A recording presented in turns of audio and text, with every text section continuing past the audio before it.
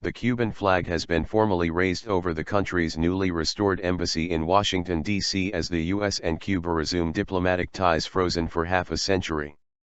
An honor guard in white uniforms marched out of the building in the U.S. Capitol on Monday to hoist the standard, watched by a cheering crowd, only hours after the flag was also put in place at the U.S. State Department.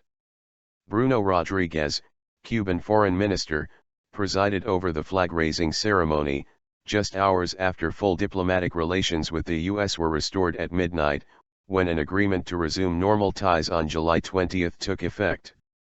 About 500 guests, including a 30-member delegation of diplomatic, cultural, and other leaders from the Caribbean nation, attended the ceremony at the 16th Street Mansion in Washington, D.C. The U.S. was represented at the event by Roberta Jacobson, Assistant Secretary of State for Western Hemisphere Affairs, and Jeffrey DeLaurentis, the chief of the U.S. Interests Section in Havana, who will now become charge d'affaires. Earlier, without ceremony, the Cuban flag was hung in the lobby of the State Department alongside those of other countries with which the U.S. has diplomatic ties. The U.S. and Cuba severed diplomatic relations in 1961 and since the 1970s had been represented in each other's capitals by limited service interest sections.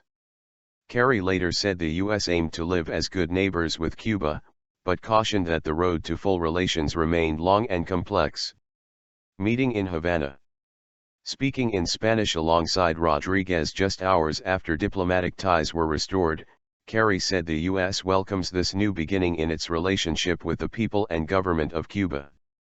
But switching back to English, he said the move did not signify an end to the many differences that still separate our governments.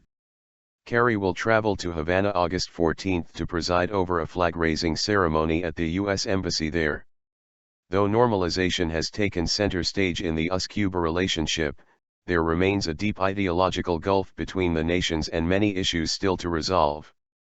Among them, disputes such as over mutual claims for economic reparations, Cuba's insistence on the end of the 53-year-old trade embargo, and U.S. calls for Cuba to improve on human rights and democracy.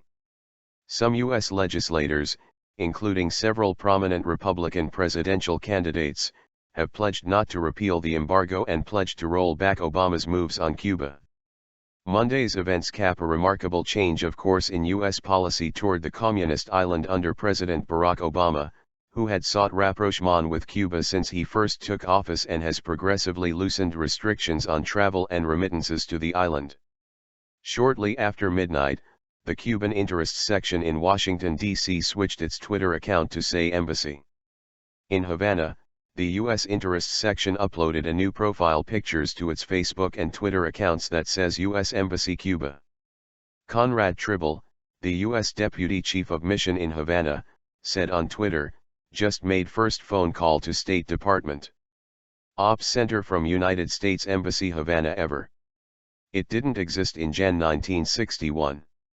Obama's efforts at engagement were frustrated for years by Cuba's imprisonment of Alan Gross, a U.S. agency for international development contractor, on espionage charges.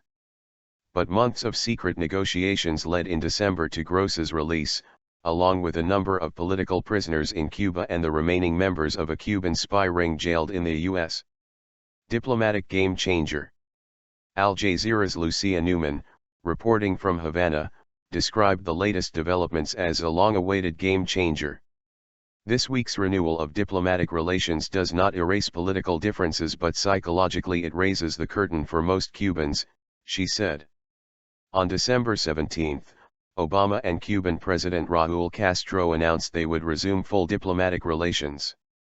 Declaring the long-standing policy a failure that had not achieved any of its intended results, Obama declared that the U.S. could not keep doing the same thing and expect a change. Thus, he said work would begin apace on normalization. That process dragged on until the U.S. removed Cuba from its list of state sponsors of terrorism in late May and then bogged down over issues of U.S. diplomats' access to ordinary Cubans.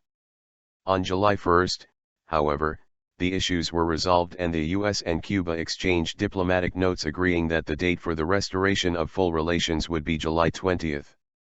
Larry Luxner, the editor of the Washington Diplomat, said it was clear from recent developments in the U.S. relationship with Iran and Cuba that Obama wanted to leave a legacy of improved diplomatic ties. It's a new approach by the White House of wanting to correct the wrongs of the past, he told Al Jazeera.